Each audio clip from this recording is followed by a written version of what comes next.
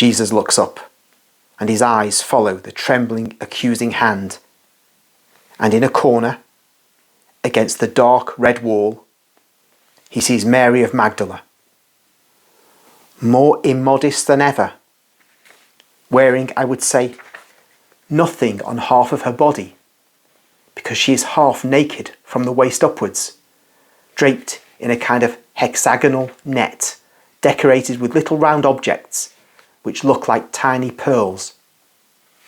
But as she is in a half light, I cannot see her well. Jesus lowers his eyes once again. Mary, lashed by his indifference, stands up, whereas before she seemed somewhat depressed, and strikes a defiant pose. Mary Magdalene's conversion was not instantaneous. We know in the Gospels it is said that 7 devils were driven out of her, and that makes it seem that it was a very quick process. But no, it went on over quite a period of time. And so there's different encounters Jesus has with her.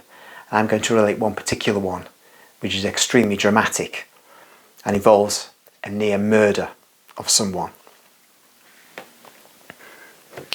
Jesus is going towards Magdala. It's chapter 183 of the poem of the Man God.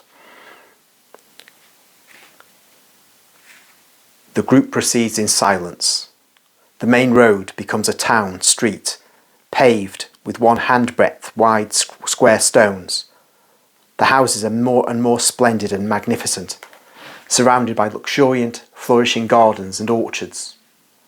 I'm under the impression that the elegant Magdala was for the Palestinians a kind of place of pleasure, like some towns around our lakes in Lombardy, Stresa, Gardone, Palanza, Bellagio, and so on.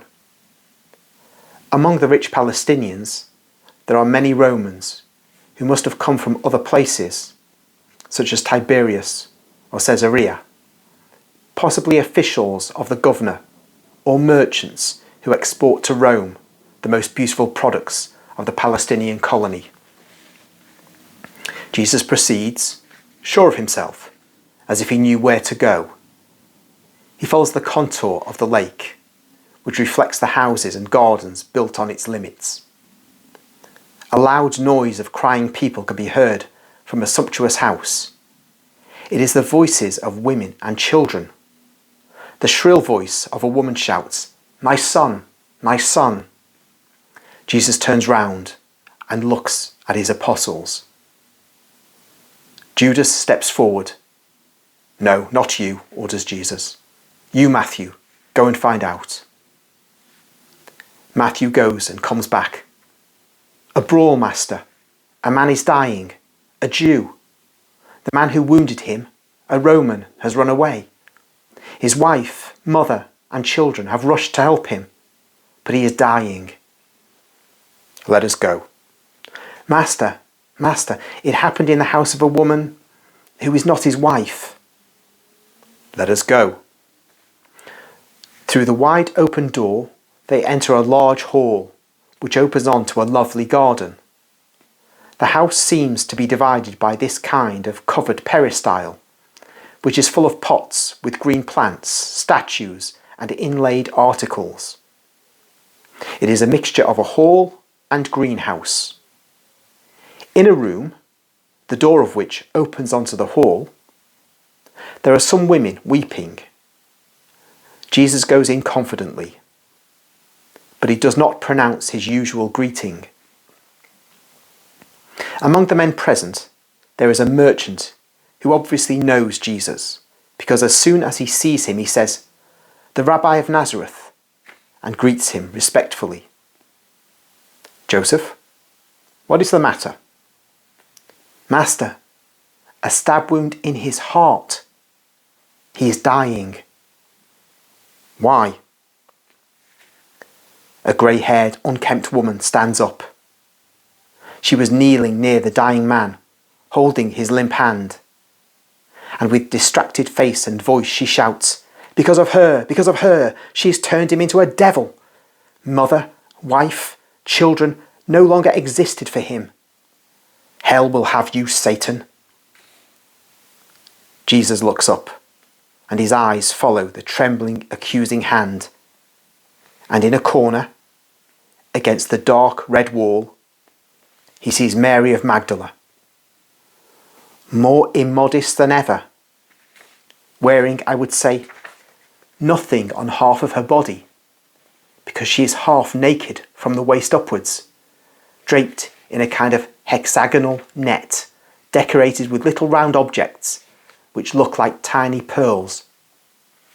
But as she is in a half light, I cannot see her well. Jesus lowers his eyes once again.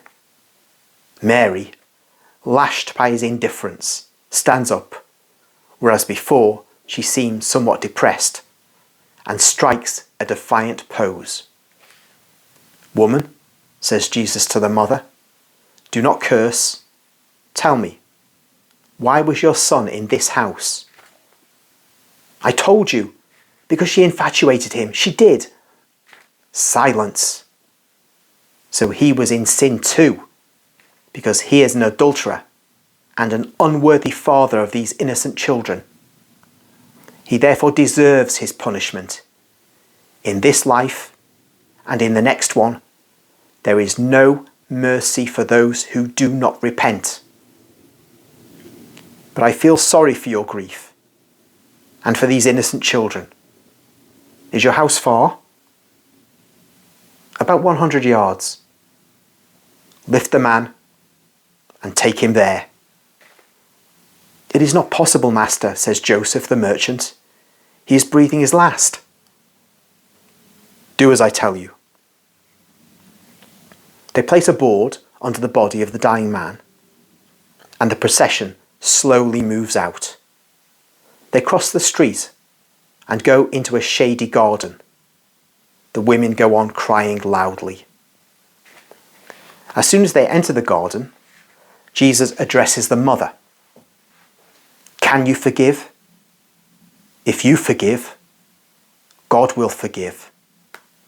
We must be kind-hearted to obtain grace. He has sinned and will sin again.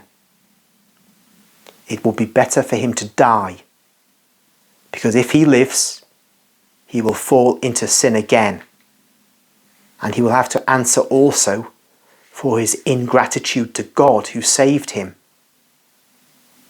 But you and these innocent ones, and he points to the wife and children, would give yourselves up to despair. I've come to save, not to lose. Man, I tell you, stand up and be cured. The man begins to recover. He opens his eyes, sees his mother, wife, and children, and lowers his head shamefully. Son, son, says the mother, you were dead if he'd not saved you. Come to your senses. Don't be infatuated for a... Jesus interrupts the old woman. Be quiet, woman. Have mercy, as mercy was granted to you. Your house has been sanctified by a miracle, which is always the evidence of God's presence. That is why I could not work it where there was sin. You, at least, must endeavour to keep it such, even if he will not. Take care of him now. It is fair that he should suffer a little. Be good, woman. And you little ones, goodbye. Jesus has laid his hand on the heads of the two women and of the children. He then goes out, passing in front of the Magdalene, who followed the procession as far as the entrance of the house, where she remained, leaning against a tree. Jesus slackens his pace, as if he were waiting for his disciples. But I think he does so to give Mary a chance of making a gesture. But she does not. The disciples reach Jesus, and Peter cannot help muttering between his teeth an epithet appropriate to Mary, who, wishing to strike an attitude, bursts into a laugh of a weak triumph. But Jesus heard Peter's word and addresses him severely. Peter, I do not insult. Do not insult. Pray for sinners. Nothing else.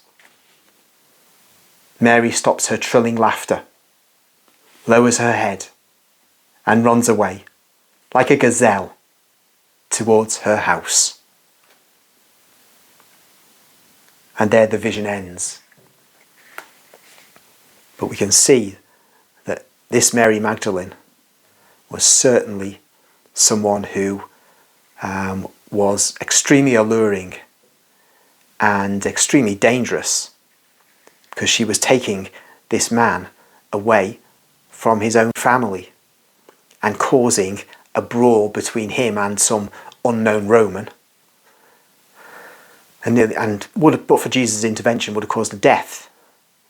This gives us the measure of the transformation of Mary Magdalene from this to the saint that she was. And we will see her in another vision, which I will recount, in France, in southern France, where the French know she lived her last years. An old woman now, all the beauty gone, but beautiful inside, having expiated for all that bad life she'd led. But that is for another vision on another day.